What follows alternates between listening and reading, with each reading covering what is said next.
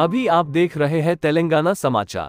చెప్పులు పట్టి అమ్మిన వారికి పట్టుకున్న కరీంనగర్ అటవీ శాఖ అధికారులు. నేటి రోజు వచ్చిన సమాచారంపై మా అధికారులు బావుపేట్ గ్రామం తమిళ్ కాలనీలో సోదాలు చేయగా కోట రాజయ్య తండ్రి దుర్గయ్య అను వ్యక్తి ఇంటి పక్కన 5కు సంబంధించిన ఉడుములు కనిపించినవి. విచారించగా కోట గొల్లయ్య తండ్రి రాజయ్య, ధనవేని జంపయ్య తండ్రి సమ్మయ్య మరియు కోట రాజయ్య తండ్రి దుర్గయ్య అను ముగ్గురు కలిసి గుట్ట ప్రాంతం నుండి పట్టుకొచ్చి అమ్మడానికి పెట్టినట్లు తెలిపినారు. వన్యప్రాణి సంరక్షణ చట్టం ప్రకారం వారికి అదుపులో తీసుకున్నట్లు వారికి కోర్టు నందు హాజరుపరుస్తున్నట్లుగా జిల్లా అటవీ శాఖ అధికారి సిహెచ్ బాలమణి ఐఎఫ్ఎస్ గారు తెలిపారు. ఉడుములను పట్టిన, అమ్మిన, తిన్న కఠిన చర్యలు ఉంటాయని, ఈ వన్యప్రాణి షెడ్యూల్ 1 పార్ట్ సిలో కలదని, ఈ నేరంలో దొరికిన నిందితులకు కఠిన శిక్ష ఉంటుందని వివరించారు.